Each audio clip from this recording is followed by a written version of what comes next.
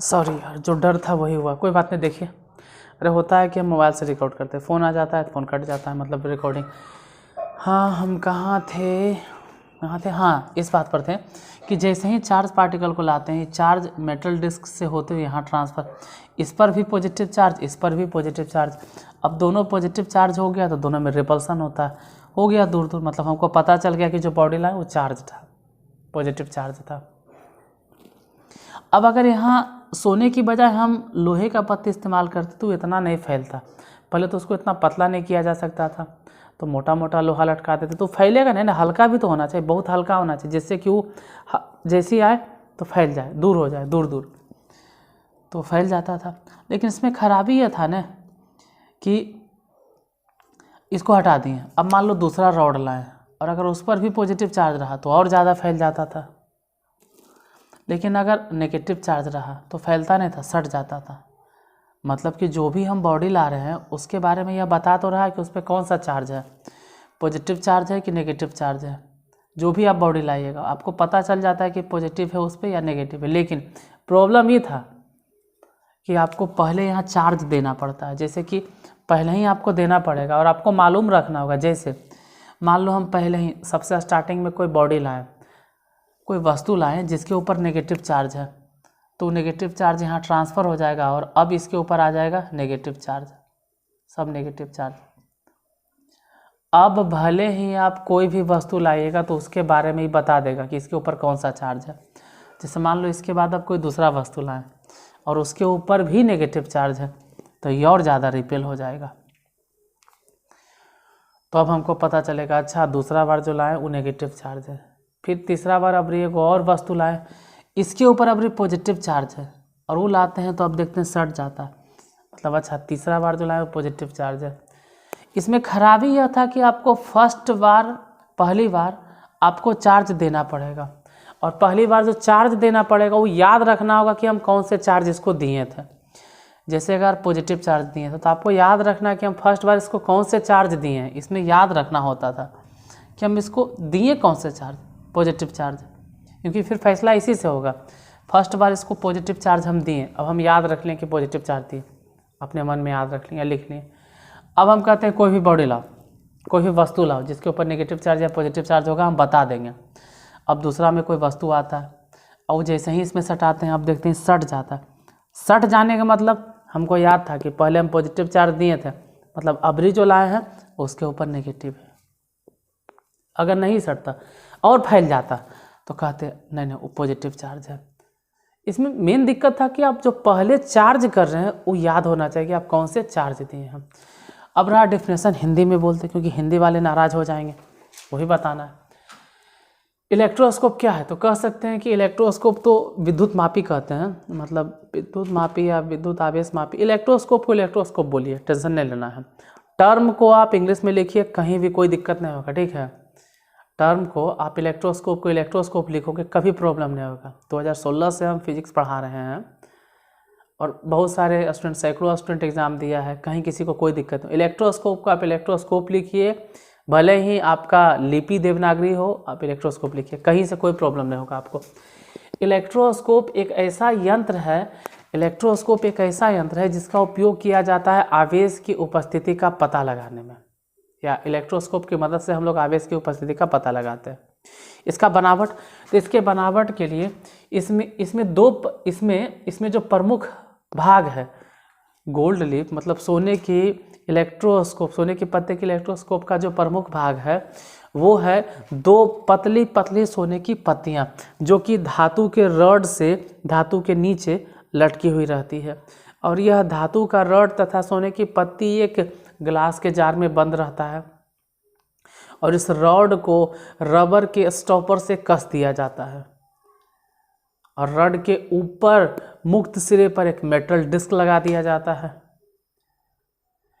जो कि कंडक्टर का काम करता है, ठीक है। हाँ, एक चीज़ और ध्यान देना, इसकी सेंसिटिविटी को बढ़ाने के लिए, सेंसिटिव मतलब अगर चार्ज आए तो बड़ी जल्दी रिपेल हो जाए, इसके सेंसिटिविटी को बढ़ाने के लिए इन नीचे में सोने की पत्ती के सामने टीन का फॉयल, पतला पतला टीन का फॉयल लगा दिया जाता है, जब ये ज़्यादा सेंसिटिव हो जाए। तो ज़्यादा इस पर टाइम वेस्ट नहीं करना है, आपका फिजिक्स यही नहीं ख़त्म होता, यहाँ से फिजिक्स अभी बहुत आगे जाना है। इलेक्ट्रोस्कोप क्या है एग्ज़ाम में ये पूछा जाएगा, इलेक्ट्रोस्कोप का स्ट्रक्चर पूछा जाएगा, इलेक्ट्रोस्कोप का स्ट्रक्चर पूछेगा, साथ साथ डायग्राम बना दीजिए काफ़ी। इलेक्ट्रोस्कोप को हम लोग यूज करते हैं क्यों, चार्ज की उपस्थिति के पता लगाने में, ठीक है। इलेक्ट्रोस्कोप बनाया किसने था वो हिस्ट्री है, आप थोड़ा बहुत सर्च कर लीजिएगा, अपने से भी देखिए। हम आपको तैरना सिखा सकते हैं नदी में, छोटे तालाब में, बाकी समंदर में हिलना आपको है। तो कोई भी टीचर कितनों भी पढ़ाए, खास करके हम अपने बारे में बोल रहे हैं, सबको छोड़िए। किताब तो ज़रूर देखिए, क्योंकि किताब से ज़्यादा कोई नहीं बता सकता, और अगर किताब से ज़्यादा बता रहा है तब या तो गलत बता रहा है या तो फिर बहुत ज़्यादा विद्वान है, ठीक है। दोनों में से एक ही चीज़ हो सकता है, गलत ही बता रहा है, क्योंकि जब आपके सिलेबस में नहीं है, जैसे लाइट देखिए आपको 12th में ही पढ़ना है, लाइट आपको 10th में ही पढ़ना है, लाइट 8 में ही पढ़ना है, लाइट 6 में ही पढ़ना है।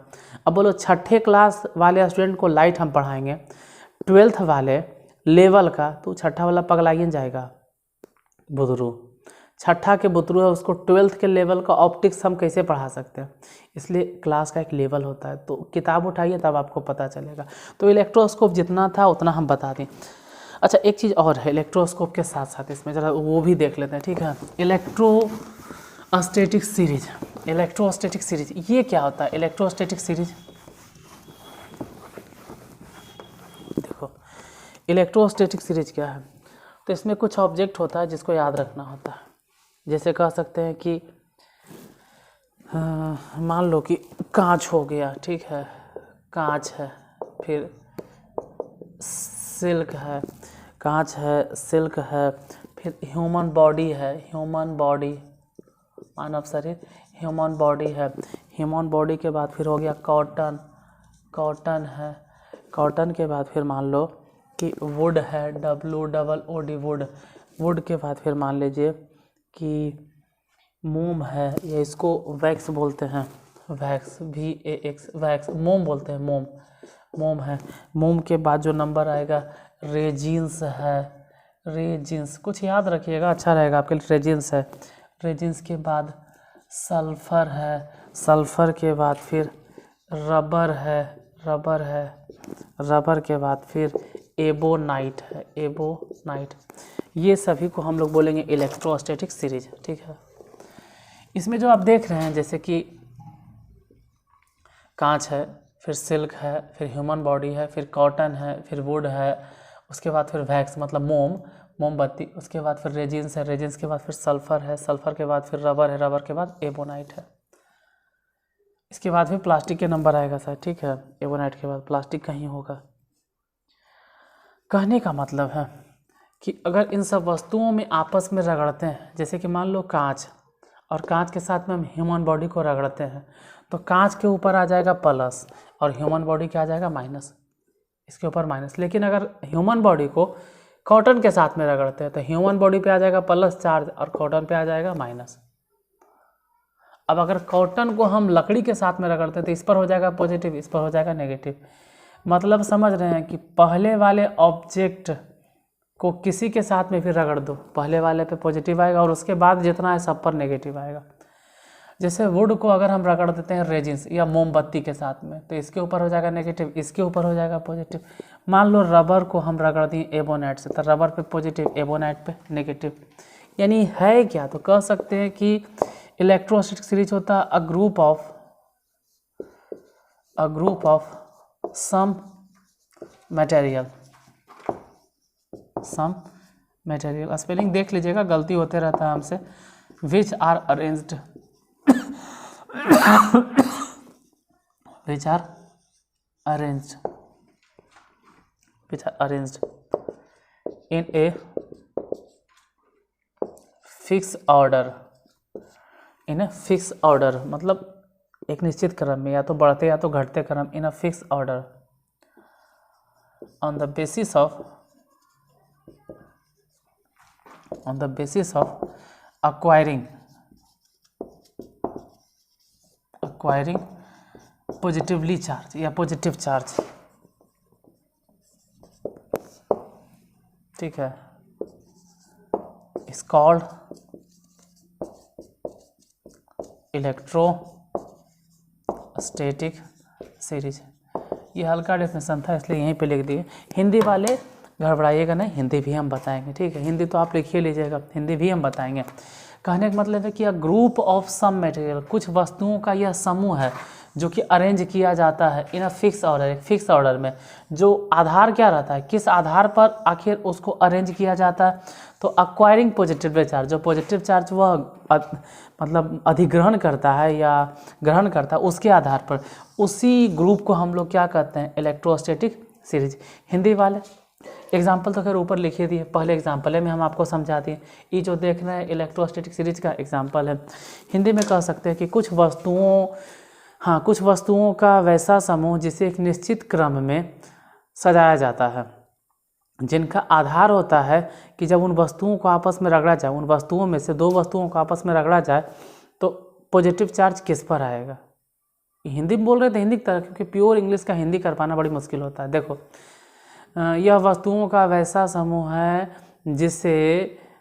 जिसे उन्हें एक निश्चित क्रम में सजाया जाता है, इस आधार पर कि उन वस्तुओं में धन आवेश अधिग्रहण करने की क्षमता कितनी है। ऐसे समूह को हम लोग इलेक्ट्रोस्टैटिक सीरीज कहते हैं, या हिंदी तो मालूम नहीं, अस्थिर वैद्युत श्रेणी कहते हैं। बाकी एग्जाम्पल आपको लिखकर दे दिए हैं। और भी है टॉपिक, लेकिन आज का जो टॉपिक था इलेक्ट्रोस्कोप हो गया, इलेक्ट्रोस्टैटिक सीरीज हो गया। बाकी फिर कल मिलते हैं। अगर हाँ वीडियो अच्छा लगा हो, और अच्छा क्या लगा हो यार, देखो मेरा कहना है कि थोड़ा थोड़ा फिजिक्स में आप थोड़ा जमा करते जाइए। पर डे अगर आप 2 टॉपिक भी पढ़ते हैं तो 365 दिन में 300 दिन में 600 टॉपिक कवर करोगे। 600 टॉपिक कवर कर ले तो इंटर में तो बोर्ड एग्ज़ाम निकालना बहुत इजी हो जाएगा आपका। लेकिन पर डे अगर कवर करते हो तब, ऐसा नहीं कि एक महीना में एक दिन बैठ गए, आप पता चले कि पूरा फिजिक्स पढ़ गए, बाकी फिर आराम से बैठा है, फिर महीना के एक दिन में पूरा घोर पीस के पी गए, हाँ पी गए ऐसे करके पूरे, फिर बैठा है। वैसे नहीं होता है। पर डे 2, 4, 5 आपको जितनी क्षमता उतना पढ़िए, लेकिन फॉलो कीजिए डेली कंटिन्यू। तो ठीक है, वीडियो को हो सके शेयर कीजिएगा और लाइक तो करते ही हैं। बाकी फिर कल मिलते हैं। आज के लिए धन्यवाद। नेक्स्ट टाइम सेम टाइम पर फिर कल मिलते हैं।